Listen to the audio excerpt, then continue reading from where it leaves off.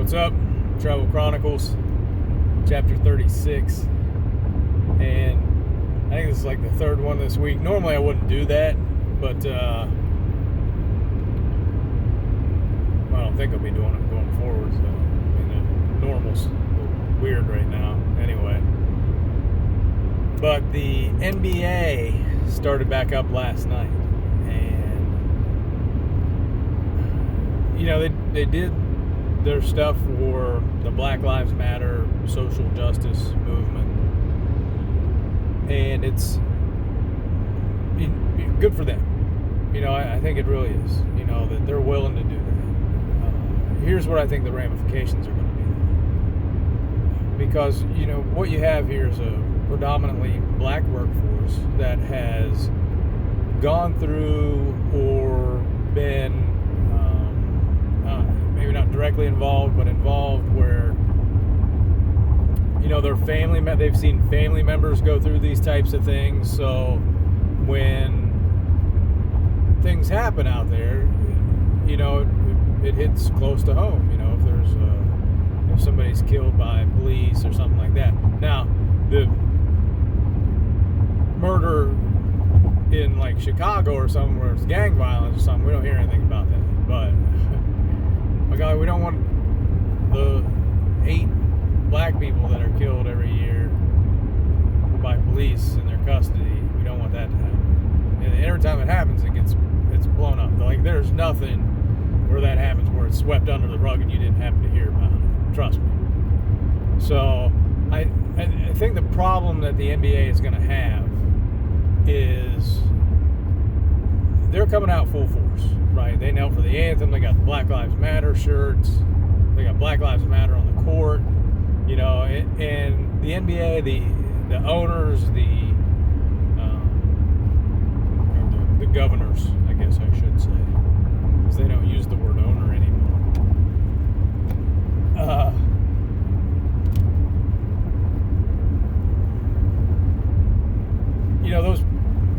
Those groups are all behind this movement, and I think it's mostly player generated, because you had some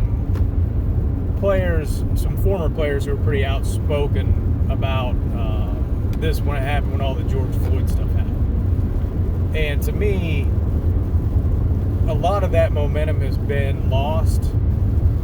If it was middle of June right now, with all the George Floyd stuff kind of fresh in your mind, this makes a lot more sense. This means a lot more. Right now, and I've said this before, what you need for a racial movement is to include regular white people. Those are the people that need to be in this movement, because those are the people who are going to affect the real change. Those are the people who are, looking at the loans, looking at the bank loans, looking at college entrance, people that want to be teachers, maybe, who would be willing to take on the fight to go to a less profitable school or school district. Those are the people that you need in this fight. Yeah, no, black people don't want to be murdered at the hands of the police. No, we get that. Nobody's arguing that. And yeah, okay, you want justice for those people. All right, cool. That's not going to affect real change until you change the entire system. Sorry. You gotta have schools. You gotta have job opportunities for regular people, and that has to be like a realistic goal. It can't just be professional sports as our only goal. And you have to have the ability to get housing, to develop these areas.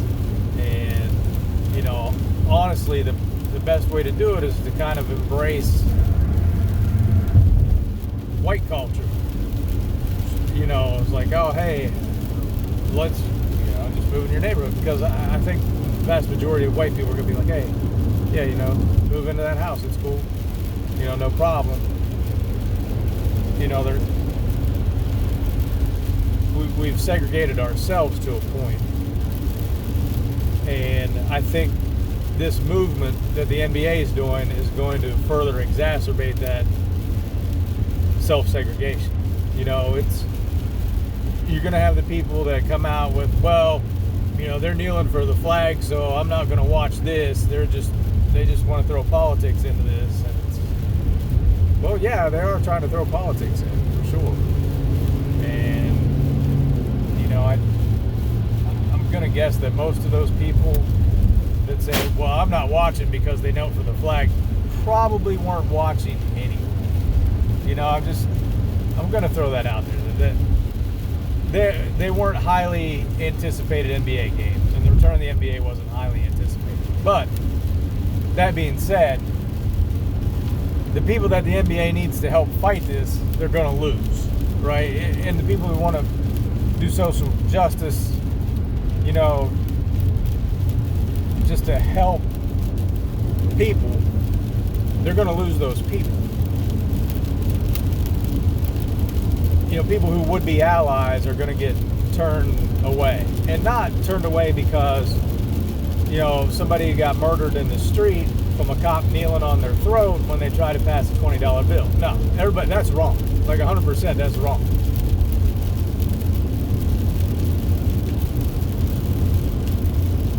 But people who want to watch a sport, want to watch basketball, want to get away from reality a little bit, you know, with everything going on, don't want to have a social justice protest before every game.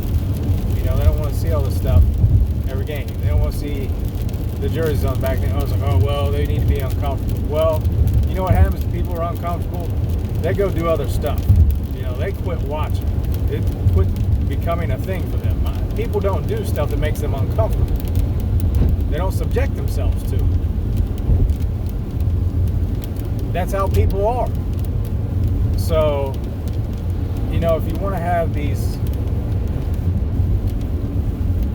social justice messages, you got to package them in a different way. And I think what the NBA is heading for is, plus the stuff that they got going on with China. And, you know, this year's tough anyway with the pandemic. But, and in this bubble, they can do what they want because there's no fans, so they don't have to worry about people showing up, protesting the games. They don't have to worry about fans not coming to the games because there's already not fans at the games. So, you know, they're kind of in their own bubble in a way, where they're just doing whatever they want with no thoughts or feelings of repercussions. And my thought is there's going to be repercussions from the standpoint of, and if they're willing to do this, cool. You know, good for them. You know, if they're willing to take a hit monetarily and say, you know what, it's worth us to get the message out, to kind of open people's eyes, to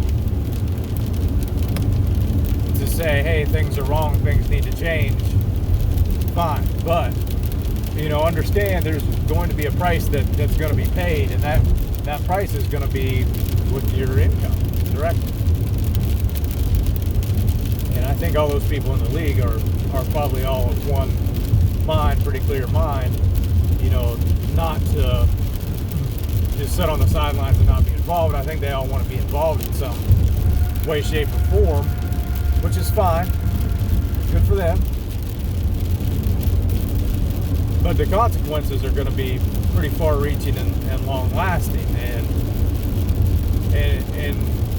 at the end of it, you know, do they come back with hat in hand going, hey, made a mistake, just want you to come watch basketball. We're just here to play basketball.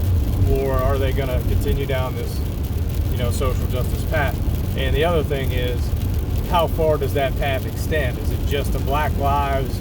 Is it to all, you know, immigrants? Because there's a lot of people from other countries. Do they start taking up causes in other countries? Do they start taking up the China cause when they realize, hey, maybe the money's not flowing in, let's do the right thing here and start talking about how Hong Kong should be free, should have their own freedom right now and not be under Chinese rule. Those people should be allowed to say whatever they want to say because that's not a possibility right now. And just, you know, to me, the NBA right now is kind of half in, half out with their message. You know, they're all 100% on with the domestic message, the Black Lives Matter stuff, but the worldwide stuff, I think they're going to be behind on. And if they're trying to be a worldwide league, they're going to have to get in on that. But that's just some of my thoughts. You know, maybe I'll do a halftime speech, what I think Frank Vogel should have said in that first game, down 2 points. I wonder what he did say, for one. You know, if he just came in and started talking X's and O's, or started actually talking about the whole situation. Lakers did win, so good on them. Just think it'd be interesting.